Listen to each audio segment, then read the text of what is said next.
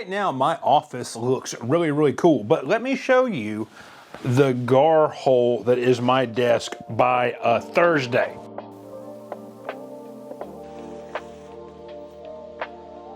So I'm Chad, I'm a pastor here in Louisiana. I make videos about the Bible, the spiritual life, and the everyday goings-ons of a pastor. And today I want to talk about Bible reading versus Bible study. And I've got a previous video about how I read the Bible as a pastor, and I talk about a few different moves through it. I talk about reading the Bible devotionally, reading the Bible for like work study, and then also studying the Bible. But what I want to do today is differentiate between reading the Bible and studying the Bible for the everyday person. Now, when I'm talking about reading the Bible, what I'm talking about primarily is the act of devotional reading.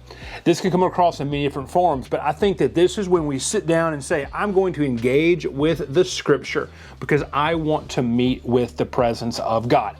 That's how I will define devotionally reading the Bible, which is really probably what 80-90% of the population does when they read the Bible. They sit down to read the Bible to encounter the presence of God.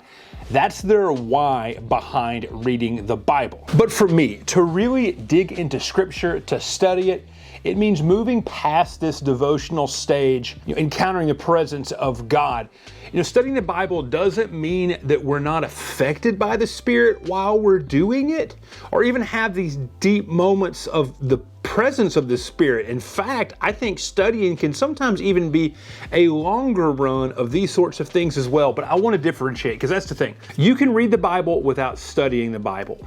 But I don't think it's possible to study the Bible without reading the Bible. It's incredibly hard. I don't want to, maybe impossible is too big of a word to use, but I would say it's incredibly hard. Because that devotional read is where you're opening yourself up.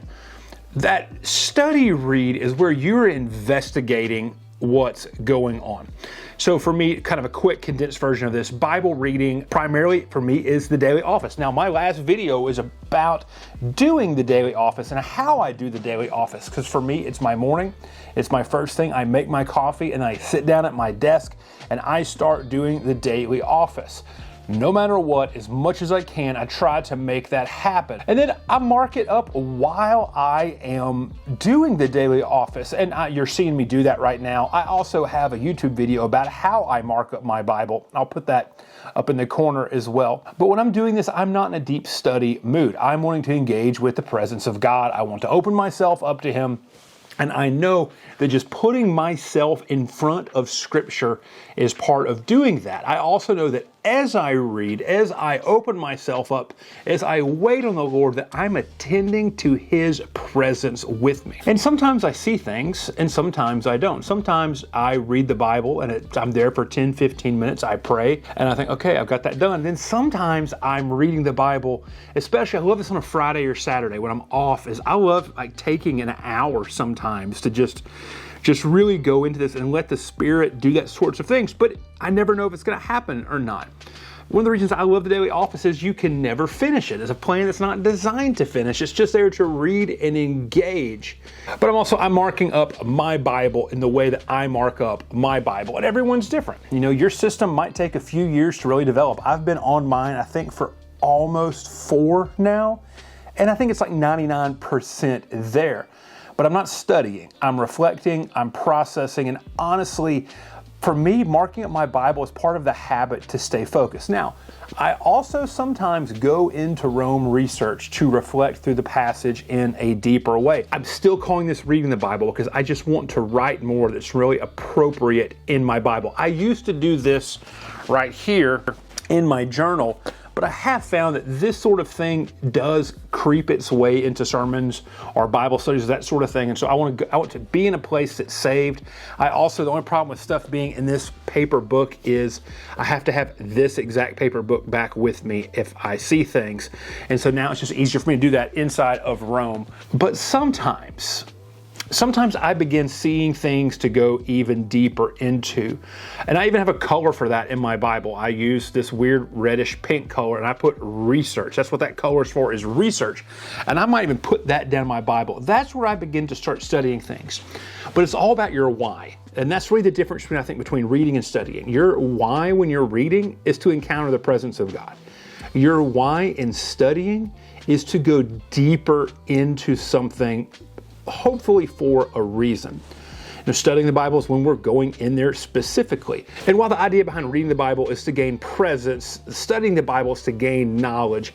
And if that knowledge is intersecting with the way that we're being formed by the Spirit, well, then things are going deeper for that reason. So a couple of things I'm studying right now and what the specific reason is behind it. Like, I'm doing a read of the Gospels and looking at Jesus' teaching ministry in a really specific way because I'm praying about doing a doctoral degree. And that will probably be on the idea of what part of my doctoral thesis will be on. Another thing I'm doing right now is I'm going through this course on the Psalms for a course about clergy burnout. And I'm taking the way that Walter Brueggemann in his book, The Spirituality of the Psalms, categorizes the Psalms as order, disorder, and reorder, along with my own notes from the back of the turkey buzzard that I've been thinking about the Psalms this last year. I'm putting all of those together for this course on clergy burnout. I'm putting them all into a Bible, and I'm going to use that for the last quarter of this year during my Psalm. And I'm going to bust out of the Psalms reading in the daily office, and I'm going to use another Psalms reading that has been going through the Psalms once a month. And I'm going to take notes in that Bible, really more for just core content for this course I'm developing. So there's my reason right there. And then last, I'm in this years-long study of the book of Jeremiah. I've got this massive notebook that I'm using. And I'm doing this because I just love Jeremiah, and I'm charting out the narrative sections. I'm building out chronological readings of Jeremiah, so using other books of the Bible to better understand the scenario. I'm thinking about the way that Jeremiah as a book helps us understand mental health and spiritual leadership, just all of this kind of stuff. And I will be in Jeremiah for several years on there. And so those are the three things that I am studying right now. And studying takes many forms, and it results in many things. I do think that study requires some sort of formal work. And by formal, I mean tangible. So whoever you are, whatever you do, if you work professionally in the church or you're just a normal church person, I do think that having something tangible is part of studying. So you're writing a Bible study. You might be making some charts or some outlines. There might be a notebook you're doing things in. But having that tangible thing to talk about that is going to help you guide in your study. So the whole that of studying, it could just be, I want to know more.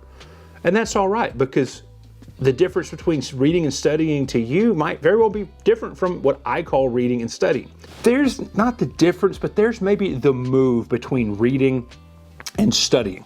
I would love to hear from you in the comments what you see this difference of reading and studying to be like in your own Bible reading and your own Bible habits. So I'm Chad. I'll be hanging out in the comments with you on this, and we'd just love to talk and hear what you think about stuff. And I'll see you back in my next video where I am building out that Psalms Bible that I'm going to use for the last quarter of this year.